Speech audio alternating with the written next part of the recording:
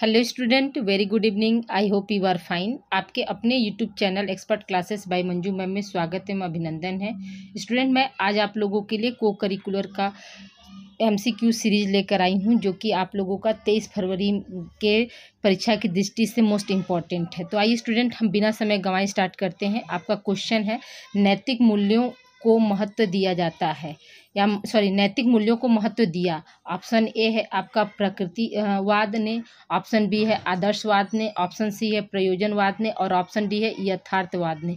Student याद रखिएगा कि इसका आंसर क्या हो जाएगा, आदर्शवाद, यानी ऑप्शन बी आपका यहाँ पे सही हो जाएगा स्टूडेंट। नेक्स्ट क्वेश्चन स्टूडेंट है, मूल्यों का प्रशिक्षण दिया जाता है। ऑप्शन ए है आपका विद्यालय में, ऑप्शन बी है आपका परिवार में, ऑप्शन सी है आपका धार्मिक संस्थाओं में और ऑप्शन डी है आपका उपरोक्त सभी। स्टूडेंट ठीक है, यानी मूल्यों का प्रशिक्षण कहाँ दिया जाता है स्टूडेंट, तो विद्यालय में भी दिया जाता है, परिवार में भी दिया जाता है, धार्मिक संस्थाओं में भी दिया जाता है।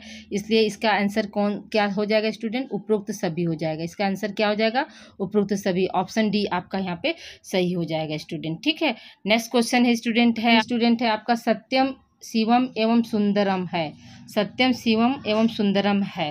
ठीक है, आपका ए ऑप्शन दिया है शिक्षा के अंतिम लक्ष्य, बी ऑप्शन है शिक्षा के मूल, सी ऑप्शन है आपका जीवन के श्रेष्ठ आदर्श और डी ऑप्शन है उपरोक्त सभी। स्टूडेंट याद रखिएगा कि इसका आंसर क्या हो जाएगा, आपका उपरोक्त सभी हो जाएगा। ठीक है, अगला क्वेश्चन है स्टूडेंट आपका, नेक्स्ट क्वेश्चन स्टूडेंट आपका, दर्शन का संप्रत्यय के मूल्य है। पहला ऑप्शन है नैतिक मूल्य, दूसरा ऑप्शन है धार्मिक मूल्य, तीसरा ऑप्शन है सामाजिक मूल्य और चौथा ऑप्शन है उपरोक्त सभी। तो स्टूडेंट याद रखिएगा कि दर्शन का संप्रत्यय के ने मूल्य कौन कौन सा हो जाएगा स्टूडेंट, तो याद रखिएगा कि इसका उपरोक्त सभी जो है ये क्या है, दर्शन के संप्रत्यय ने मूल्य दिए थे। कौन कौन सा, नैतिक मूल्य दिए थे, धार्मिक मूल्य दिए थे, सामाजिक मूल्य दिए थे और उपरोक्त सभी। ठीक है, अगला क्वेश्चन स्टूडेंट है आपका, विवेकानंद के अनुसार शिक्षा होना चाहिए। ठीक है, अगला क्वेश्चन है आपका स्टूडेंट, विवेकानंद के अनुसार शिक्षा होना चाहिए। कैसी शिक्षा होनी चाहिए, तो पहला ऑप्शन है आपका जीवन निर्माण, दूसरा ऑप्शन है मानव निर्माण, तीसरा ऑप्शन है चरित्र निर्माण, चौथा ऑप्शन है उपरोक्त सभी। स्टूडेंट याद रखिएगा कि जो स्वामी विवेकानंद थे तो उनका जो शिक्षा का उद्देश्य क्या था स्टूडेंट, तो उनका शिक्षा का उद्देश्य जो था वो चरित्र निर्माण पर ज़्यादा फोकस करते थे, यानी ऑप्शन सी आपका यहाँ पे सही हो जाएगा। अगला, गांधी जी के अनुसार इनमें से कौन सत्याग्रह का एक अनिवार्य सिद्धांत है। गांधी जी के अनुसार इनमें से कौन सा एक सत्याग्रह का अनिवार्य सिद्धांत है। ऑप्शन ए है आपका कष्ट सहने की अत्यंत क्षमता, दूसरा ऑप्शन है अहिंसा, तीसरा ऑप्शन है सत्य और चौथा ऑप्शन है उपरोक्त सभी। स्टूडेंट तो देखिए स्टूडेंट, इसमें क्या पूछा है कि एक अनिवार्य सिद्धांत कौन सा है, तो याद रखिएगा कि गांधी जी जो थे वो क्या थे, वो अहिंसा पर ज़्यादा विश्वास करते थे। इसलिए यहाँ पर क्या हो जाएगा, आपका ऑप्शन बी यहाँ पे सही हो जाएगा स्टूडेंट। ठीक है, अगला क्वेश्चन है स्टूडेंट आपका है स्टूडेंट, भ्रष्टाचार के कारण है। तो कौन कौन से जो है भ्रष्टाचार के कारण है, तो पहला ऑप्शन है आर्थिक असुरक्षा, दूसरा ऑप्शन है आयकर की उच्च दर, तीसरा ऑप्शन है लोकतंत्र की प्रणाली और चौथा ऑप्शन है उपरोक्त सभी। तो भ्रष्टाचार के क्या क्या कारण है स्टूडेंट, तो याद रखिएगा कि आर्थिक असुरक्षा भी है, आयकर का उच्च दर भी है, लोकतंत्र प्रणाली भी है। इसलिए यहाँ पे क्या हो जाएगा, आपका ऑप्शन डी यहाँ पे सही हो जाएगा स्टूडेंट। ठीक है, नेक्स्ट क्वेश्चन है स्टूडेंट है आपका, देखिए स्टूडेंट अगला क्वेश्चन है आपका कि एक वैदिक शब्द है जो किसी चुने हुए लक्ष्य को प्राप्त करने के लिए उपस्थित होता है। पहला ऑप्शन है सहारा, दूसरा ऑप्शन है शक्ति, तीसरा ऑप्शन है साधक और चौथा ऑप्शन है शांति। तो एक वैदिक शब्द जो किसी चुने हुए लक्ष्य को प्राप्त करने के लिए उपस्थित होता है स्टूडेंट, इसका आंसर जो हो जाएगा आपका ऑप्शन बी यहाँ पे सही हो जाएगा। शक्ति ही क्या होता है, लक्ष्यों को प्राप्त करने के लिए क्या होता है, उपस्थित होता है। ये क्या है, एक आपका वैदिक शब्द है स्टूडेंट। ठीक है, अगला क्वेश्चन है स्टूडेंट नेक्स्ट क्वेश्चन स्टूडेंट है, इनमें से कौन सा एक कारक है जो नैतिक तथा अनैतिक व्यवहार को प्रभावित करता है। पहला ऑप्शन है नैतिक दुविधा, दूसरा ऑप्शन है विविधता, तीसरा ऑप्शन है सामूहिक कार्य, चौथा ऑप्शन है मुक्त संचार। तो स्टूडेंट याद रखिएगा कि नैतिक तथा अनैतिक जो है व्यवहार को, नैतिक तथा अनैतिक व्यवहार को कौन प्रभावित करता है स्टूडेंट, तो इसका आपका आंसर हो जाएगा ऑप्शन बी आपका यहाँ पे हो जाएगा स्टूडेंट। जो क्या है, नैतिक तथा अनैतिक व्यवहार को क्या है, विविधता जो है बहुत ज़्यादा प्रभावित करती है। अगला क्वेश्चन है उदारीकरण का क्या उद्देश्य है। ठीक है स्टूडेंट, क्या है क्वेश्चन आपका, क्या उदारीकरण का क्या उद्देश्य है। तो देखिए पहला ऑप्शन दिया स्टूडेंट समाज का समाजवादी स्वरूप, दूसरा ऑप्शन आर्थिक नियोजन, तीसरा ऑप्शन आर्थिक सुधार और चौथा ऑप्शन भूमि सुधार। तो याद रखिएगा स्टूडेंट, जो है आपका उदारीकरण का उद्देश्य जो क्या होता है स्टूडेंट, इसका जो है आर्थिक नियोजन होता है स्टूडेंट, इसलिए यहाँ पे क्या हो जाएगा आपका जो है बी ऑप्शन यहाँ पे सही हो जाएगा। नेक्स्ट क्वेश्चन है स्टूडेंट, आप अगला क्वेश्चन देखिए स्टूडेंट, निम्न में से कौन सोशल मीडिया की नैतिक समस्या है। तो पहला ऑप्शन दिया है आपका साइबर बुलिंग, दूसरा ऑप्शन है पारदर्शिता, तीसरा ऑप्शन है गोपनीयता और चौथा ऑप्शन है उपरोक्त सभी। तो देखिए स्टूडेंट क्या पूछा है, नैतिक समस्या पूछा है, साइबर बुलिंग है, पारदर्शिता है, गोपनीयता है, उपरोक्त सभी। तो याद रखिएगा कि जो सोशल मीडिया की जो नैतिक समस्या जो है वो कौन सा है स्टूडेंट, इसका मतलब ये तीनों ऑप्शन जो है सही है, यानी साइबर बुलिंग भी होता है आपका और क्या पारदर्शिता भी है, गोपनीयता भी है। ठीक है स्टूडेंट, अगला क्वेश्चन स्टूडेंट है आपका, क्वेश्चन स्टूडेंट आपका देखिए, ISI मार्क उत्पादों के लिए एक प्रमाणन चिन्ह है। पहला ऑप्शन है एग्रो, दूसरा ऑप्शन है औद्योगिक, तीसरा ऑप्शन है IT, चौथा ऑप्शन है इनमें से कोई नहीं स्टूडेंट। याद रखिएगा कि ISI जो मार्क होता है वो किसके लिए प्रमाणन चिन्ह होता है स्टूडेंट, तो याद रखिएगा कि ये आपका क्या है मतलब औद्योगिक के लिए, किसके लिए होता है स्टूडेंट, औद्योगिक के लिए होता है। ठीक है, आई होप ये आपको क्वेश्चन क्लियर हो जाए। ISI मार्क जो होता है वो किसके लिए होता है, तो औद्योगिक के लिए, इसका ऑप्शन क्या हो जाएगा, बी आपका सही हो जाएगा स्टूडेंट। ठीक है, नेक्स्ट क्वेश्चन है स्टूडेंट, नेक्स्ट क्वेश्चन क्या है आपका, ISO प्रमाणन निर्धारित करता है। पहला ऑप्शन है मीडिया मानक, दूसरा ऑप्शन गुणवत्ता मानक, तीसरा ऑप्शन है क्रेडिट मानक, चौथा ऑप्शन है भार मानक। तो याद रखिएगा स्टूडेंट, ISO प्रमाणन जो है किसका निर्धारण करता है, तो गुणवत्ता मानक का निर्धारण करता है, यानी ऑप्शन बी यहाँ पे सही हो जाएगा। अगला क्वेश्चन है स्टूडेंट, पारिस्थितिकी तंत्र का उदाहरण है। ठीक है, क्या है क्वेश्चन आपको पूछा है स्टूडेंट, पारिस्थितिकी तंत्र का उदाहरण है। तो पहला ऑप्शन दिया है घास का मैदान, दूसरा ऑप्शन है वन, तीसरा ऑप्शन है पृथ्वी और चौथा ऑप्शन है ये सभी। स्टूडेंट याद रखिएगा कि पारिस्थितिकी तंत्र का उदाहरण कौन है, ये सभी है स्टूडेंट। ठीक है, अगला क्वेश्चन स्टूडेंट है आपका, स्टूडेंट आपका देखिए, पारिस्थितिकी तंत्र में अजैविक घटक है। पहला ऑप्शन है जीवाणु, दूसरा ऑप्शन है पौधे, तीसरा ऑप्शन ह्यूमस और चौथा ऑप्शन है कवक। तो स्टूडेंट याद रखिएगा कि इसका आंसर क्या हो जाएगा, अजैविक घटक कौन सा होगा, आपका ह्यूमरस है स्टूडेंट। ठीक है, ह्यूमस है, सॉरी ह्यूमरस नहीं, ह्यूमस जो है क्या है, ये आपका अजैविक घटक होता है स्टूडेंट। ठीक है, नेक्स्ट क्वेश्चन स्टूडेंट है आपका, नेक्स्ट क्वेश्चन स्टूडेंट है आपका देखिए, अगला क्वेश्चन है प्रकाश संश्लेषण, प्रकाश संश्लेषण में प्रकाश संश्लेषण की क्रिया में कौन सी गैस निकलती है। तो पहला ऑप्शन है कार्बन डाइऑक्साइड, दूसरा ऑप्शन है ऑक्सीजन, तीसरा ऑप्शन है नाइट्रोजन और चौथा ऑप्शन है ये सभी। स्टूडेंट याद रखिएगा कि प्रकाश संश्लेषण की क्रिया जो होती है स्टूडेंट वो किसके उपस्थिति में होती है, तो हम सभी जानते हैं कि उसमें किसके उपस्थिति में होती है स्टूडेंट, तो याद रखिएगा कि जो है आपका जो CO2, ठीक है, CO2 और किसके में और क्या है जल, CO2 प्लस क्या है H2O की उपस्थिति में होती है, CO2 प्लस H2O की उपस्थिति में होती है। और उस दौरान जो है कौन सा जो है गैस जो है निकलता है स्टूडेंट, तो ध्यान दीजिएगा कि उस दौरान कौन सा गैस मुक्त होती है, तो आपका जो है ऑप्शन बी यहाँ पे सही हो जाएगा, जो ऑक्सीजन है वो मुक्त होती है स्टूडेंट। ठीक है, कार्बन डाइऑक्साइड और जल की उपस्थिति में क्या है प्रकाश जो है पेड़ पौधे क्या है प्रकाश संश्लेषण करते हैं, और प्रकाश संश्लेषण के दौरान कौन सा गैस मुक्त होती है या निकलती है, तो याद रखिएगा कि ऑक्सीजन जो है निकलती है स्टूडेंट। नेक्स्ट क्वेश्चन है स्टूडेंट है आपका, अगला क्वेश्चन स्टूडेंट है पारिस्थितिकी तंत्र में उत्पादक कहलाते हैं। ठीक है, अगला क्वेश्चन स्टूडेंट है आपका, पारिस्थितिकी तंत्र में उत्पादक कहलाते हैं। तो पहला ऑप्शन दिया है पौधे, दूसरा ऑप्शन है जंतु, तीसरा ऑप्शन है दोनों और चौथा ऑप्शन है खनिजों। तो याद रखिएगा स्टूडेंट, उत्पादक का मतलब क्या होता है स्टूडेंट, कि जो अपना भोजन स्वयं बनाते हैं उन्हें हम क्या बोलते हैं, उत्पादक बोलते हैं।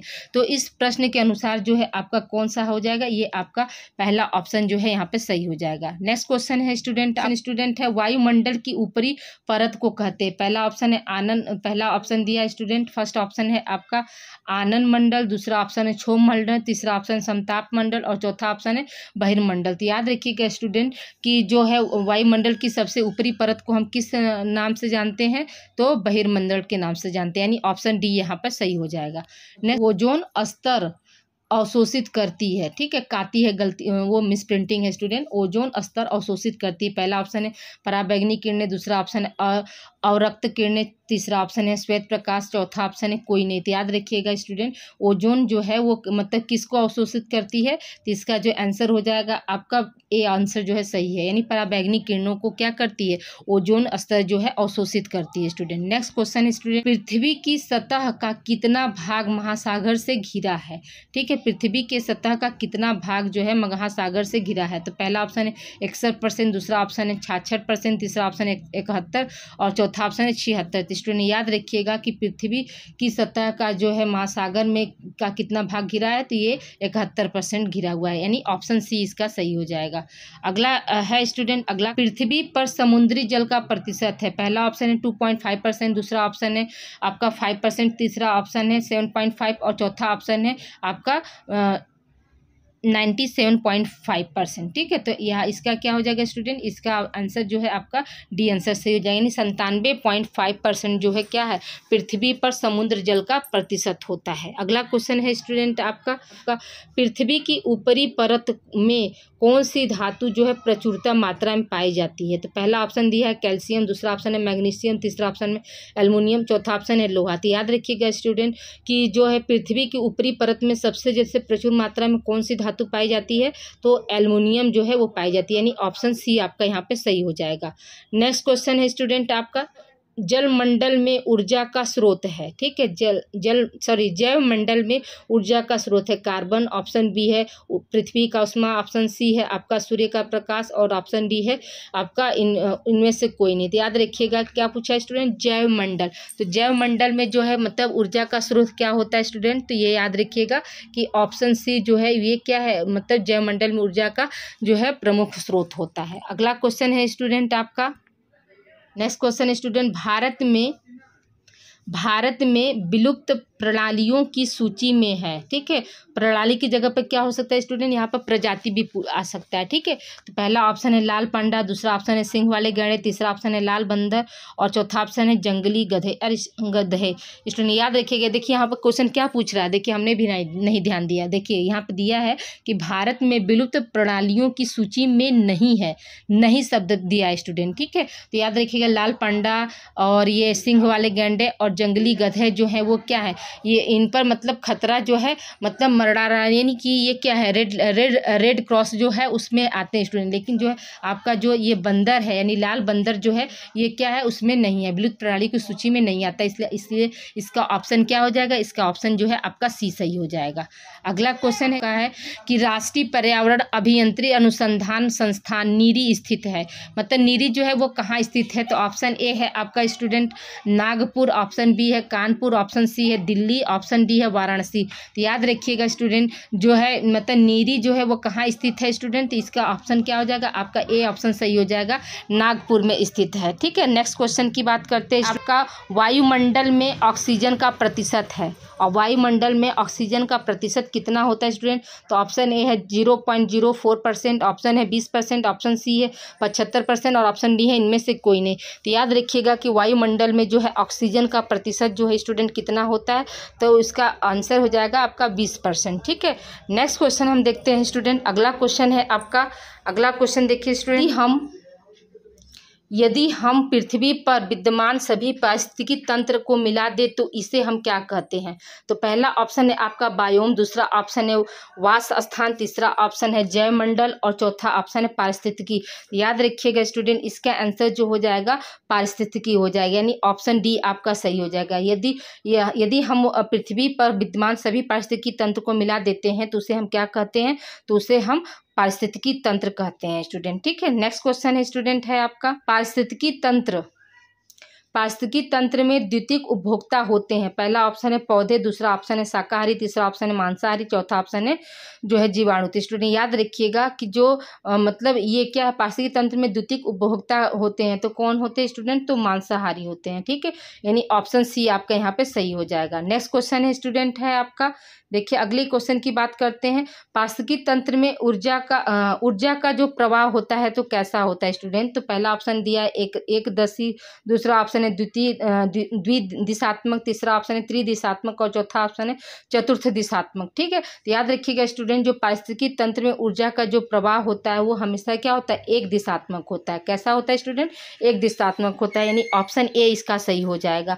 नेक्स्ट क्वेश्चन की, घटक ऊर्जा कहाँ से प्राप्त होती है। ठीक है, अपघटक ऊर्जा जो है कहाँ से प्राप्त होती है, क्वेश्चन आपका पूछ रहा है अपघटक ऊर्जा कहाँ से प्राप्त होती है। पहला ऑप्शन उत्पादक, दूसरा ऑप्शन उपभोक्ता, तीसरा ऑप्शन है स्वजनन, चौथा ऑप्शन है कार्बनिक पदार्थ।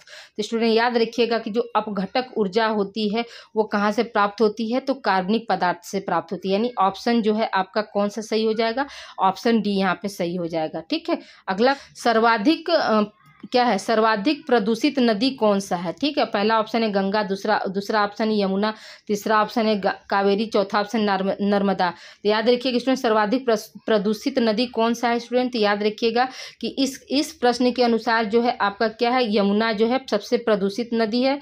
और इसके जगह पर क्या होता है, अगर हुंगलू नदी आती तो वो हुंगलू, ठीक है स्टूडेंट, क्या होती है स्टूडेंट, देखिए वो क्या होती है आपका, अगर हुंगलू आती तो हुंगली नदी क्या है, वो भारत की सबसे जैसे प्रदूषित नदी है। ठीक है, अगर भारत की सबसे प्रदूषित नदी पूछेगा तो हम क्या बताएंगे, हुंगली नदी। और मतलब इसमें जैसे पूछा है चार ऑप्शन, जैसे गंगा, यमुना, गोदावरी और नर्मदा दिया है, तो इसके अनुसार क्या हो जाएगा, हमारा यमुना जो है आंसर सही हो जाएगा। अगला क्वेश्चन है स्टूडेंट, नेक्स्ट, कॉलरा फैलता है। ठीक है, कॉलरा जो है वो किसके द्वारा फैलता है, क्वेश्चन आपका ये पूछ रहा है। तो इसका ऑप्शन देखिए स्टूडेंट, पहला प्रदूषित जल, दूसरा ऑप्शन प्रदूषित वायु, तीसरा ऑप्शन प्रदूषित भोजन से, और चौथा ऑप्शन है ये सभी। स्टूडेंट याद रखिएगा कि जो हैजा होता है, कॉलरा होता है स्टूडेंट, तो वो किससे फैलता है, तो याद रखिएगा कि वो प्रदूषित जल से फैलता है। इसका क्या होगा, ए ऑप्शन आपका सही हो जाएगा। नेक्स्ट क्वेश्चन, सूर्य से आने वाली घातक पराबैंगनी किरणों को रोकती है कौन, ओजोन, ऑक्सीजन, हाइड्रोजन, नाइट्रोजन। तो याद रखिएगा स्टूडेंट, जो है सूर्य से आने वाली घातक पराबैंगनी किरणों से को कौन रोकता है, तो ओजोन रोकता है। ठीक है, नेक्स्ट क्वेश्चन है स्टूडेंट, वर्षा का प्रभाव पड़ता है। ठीक है, अम्ल वर्षा का प्रभाव पड़ता है। पहला ऑप्शन है फसलों पर, दूसरा ऑप्शन है जलीय जंतुओं पर, तीसरा ऑप्शन है इमारतों पर, चौथा ऑप्शन है सभी पर। तो याद रखिएगा स्टूडेंट, अम्ल जो है, अम्लीय वर्षा का जो प्रभाव क्या होता है, इन सभी पर पड़ेगा, फसलों पर भी पड़ता है, जंतुओं पर भी पड़ता है, इमारतों पर भी पड़ता है, इसलिए यहाँ पे क्या हो जाएगा, आपका ऑप्शन डी यहाँ पे सही हो जाएगा। नेक्स्ट क्वेश्चन, सर्वाधिक रासायनिक प्रदूषण किस उद्योग से होता है। तो पहला ऑप्शन है आपका चमड़ा, दूसरा ऑप्शन है कागज, तीसरा ऑप्शन है वस्त्र, चौथा ऑप्शन है लोहा। तो याद रखिए स्टूडेंट, सर्वाधिक रासायनिक प्रदूषण जो है किससे फैलता है, तो आपका क्या, चमड़ा उद्योग से जो है सबसे ज्यादा फैलता है। इसका क्या हो जाएगा, आपका जो है मतलब आपका ऑप्शन ए यहाँ पे सही हो जाएगा। ठीक है, नेक्स्ट क्वेश्चन है आपका, नेक्स्ट क्वेश्चन देखिए स्टूडेंट, नेक्स्ट क्वेश्चन आपका है कि इनमें से कौन सा ईंधन न्यूनतम पर्यावरण प्रदूषण उत्पन्न करता है। पहला ऑप्शन है बेंजीन, दूसरा ऑप्शन है कोयला, तीसरा ऑप्शन है हाइड्रोजन, चौथा ऑप्शन है इनमें से कोई नहीं। तो याद रखिएगा स्टूडेंट, इनमें से जैसे न्यूनतम यानी सबसे कम जो है कौन सा जो है आपको मतलब प्रदूषण उत्पन्न करेगा, तो यानी यहाँ पर क्या हो जाएगा स्टूडेंट, आपका ऑप्शन सी यहाँ पे सही हो जाएगा। ठीक है, यहाँ पर क्या हो जाएगा, ऑप्शन सी यहाँ पे सही हो जाएगा। अगले क्वेश्चन है स्टूडेंट कि सर्वाधिक प्रदूषित नदी कौन सी है। तो पहला ऑप्शन है आगरा, दूसरा ऑप्शन है सर्वाधिक प्रदूषित नगर पूछा है, नदी नहीं स्टूडेंट, सर्वाधिक प्रदूषित नगर कौन सा है, तो आगरा, कानपुर, लखनऊ, वाराणसी और दिल्ली। तो याद रखिएगा कि इस प्रश्न के अनुसार जो है क्या है, ये आपका आंसर दिल्ली हो जाएगा स्टूडेंट। ठीक है, नेक्स्ट क्वेश्चन है स्टूडेंट है आपका, अगला क्वेश्चन की हम बात करते AQI क्या है। ठीक है, AQI नेक्स्ट क्वेश्चन स्टूडेंट है आपका कि AQI में हरे रंग का अर्थ क्या होता है, बुरा, ऑप्शन बी है अच्छा, ऑप्शन सी है उत्कृष्ट और ऑप्शन डी है ठीक। तो याद रखिएगा स्टूडेंट, इसका आंसर क्या हो जाएगा, उत्कृष्ट होता है। हरे रंग का अर्थ क्या होता है, उत्कृष्ट होता है। ठीक है, अगले क्वेश्चन स्टूडेंट है आपका कि पर्यावरण दिवस कब मनाया जाता है। ऑप्शन ए है 14 नवंबर, ऑप्शन बी है 29 जून, ऑप्शन सी है 5 जून और ऑप्शन डी है 10 मई। तो याद रखिएगा स्टूडेंट, इसका आंसर क्या हो जाएगा, ये तो एकदम हलवा क्वेश्चन है, आपको एकदम अच्छे से याद होगा। तो ये क्या हो जाएगा, इसका आंसर क्या हो जाएगा, 5 जून हो जाएगा स्टूडेंट। ठीक है, नेक्स्ट क्वेश्चन की हम बात करते हैं। ठीक है, संयुक्त राष्ट्र का अनुमान है कि विश्व की जनसंख्या क्या है, मतलब 2050 में कितनी हो जाएगी, ये क्वेश्चन आपका पूछ रहा है स्टूडेंट। तो देखिए यहाँ पे क्या है, पहला ऑप्शन दिया है 6.1 अरब, दूसरा ऑप्शन है 7.2 मिलियन, तीसरा ऑप्शन है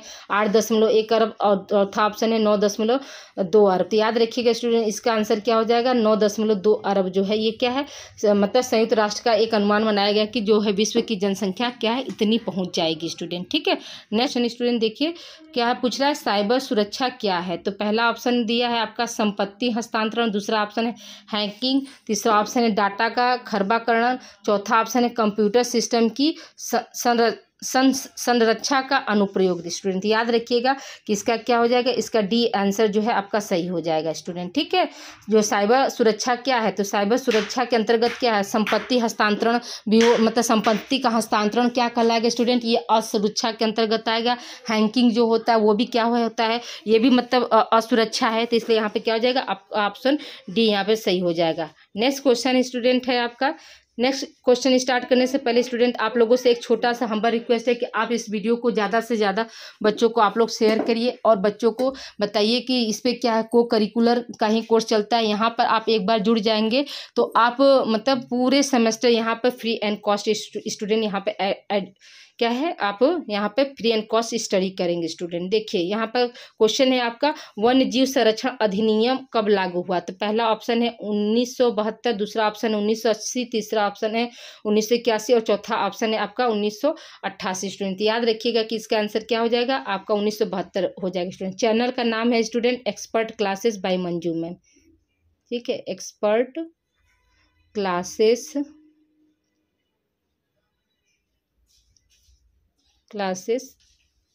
बाय मंजू मैम। ठीक है स्टूडेंट, इसको आप गूगल पर या यूट्यूब पर कहीं भी आप सर्च करेंगे expert classes by Manju ma'am. अगला क्वेश्चन है स्टूडेंट, नेक्स्ट क्वेश्चन की हम बात, क्वेश्चन स्टूडेंट है आपका कि G20 सम्मेलन का मेजबान देश कौन था। पहला ऑप्शन है जापान, दूसरा ऑप्शन है चीन, तीसरा ऑप्शन है जर्मनी, चौथा ऑप्शन है भारत। स्टूडेंट याद रखिएगा कि इसका आंसर क्या हो जाएगा, भारत जो था ये क्या था, G20 सम्मेलन का मेजबान देश था स्टूडेंट। ठीक है, अगला क्वेश्चन स्टूडेंट है आपका, स्टूडेंट कौन सा ऑटोमोबाइल्स के निकास में होने वाले प्रदूषण का पता लगाने में सहायता करता है। ऑप्शन ए है नीम, ऑप्शन बी है आपका तुलसी, तीसरा ऑप्शन है लाइकन और चौथा ऑप्शन है सलाद। याद रखिएगा स्टूडेंट, इसका आंसर क्या हो जाएगा, इसका आंसर जो है तुलसी जो है वो क्या है, ऑटोमोबाइल्स के निकास में होने वाले प्रदूषण का क्या करती है, पता लगाती है। ठीक है, या पता लगाने का एक मतलब पौधा है स्टूडेंट। ठीक, नैसा ओजोन प्रदूषण के संकेत के रूप में कार्य करता है। पहला ऑप्शन है टमाटर, दूसरा ऑप्शन है तंबाकू, तीसरा ऑप्शन है तरबूज और चौथा ऑप्शन है उपरुक्त सभी। स्टूडेंट याद रखिएगा कि ये क्या है, ये तीनों जो पौधे हैं स्टूडेंट, ये सभी क्या है, ओजोन प्रदूषण के संकेतक के रूप में कार्य करते हैं। ठीक है, अगला क्वेश्चन, जैविक भोजन क्या है। पहला ऑप्शन है कीटनाशक के बिना खेती, दूसरा ऑप्शन है पानी के बिना खेती, तीसरा ऑप्शन है बिना औजार के खेती और चौथा ऑप्शन है रसायन के साथ खेती। ठीक है, तो याद रखिएगा कि इसका आंसर क्या हो जाएगा, इसका आंसर ए सही हो जाएगा। कीटनाशक के बिना खेती को ही हम क्या बोलते हैं, जैविक भोजन बोलते हैं स्टूडेंट। ठीक है, next question student, next and इस वीडियो का सबसे लास्ट क्वेश्चन आपका ये है कि भगवत गीता क्या है। पहला ऑप्शन है राम रावण युद्ध, दूसरा ऑप्शन है अर्जुन एवं भगवान कृष्ण के बीच संवाद, तीसरा ऑप्शन है नारद मुनि का संवाद, चौथा ऑप्शन है कृष्ण और कंस। तो याद रखिएगा स्टूडेंट, इसका आंसर क्या हो जाएगा, आपका बी ऑप्शन सही हो जाएगा। जो महाभारत है वो क्या है स्टूडेंट, अर्जुन एवं भगवान श्री कृष्ण के बीच का संवाद है। ठीक है स्टूडेंट, आई होप आज की क्लास आप लोगों को अच्छी लगेगी स्टूडेंट। तो प्लीज़ आप लोग को अगर कोई क्वेश्चन में कहीं डाउट है तो आप लोग क्वेरी कर सकते हैं, उसका हम आप लोगों को आंसर जवाब दे देंगे। तो आप लोगों का कल एग्ज़ाम है, एग्ज़ाम के लिए आप लोगों को ऑल द बेस्ट, अच्छे से आप लोग पेपर करिएगा student. Okay student, thank you for watching my videos. मिलते हैं हम अब अगले सेमेस्टर में।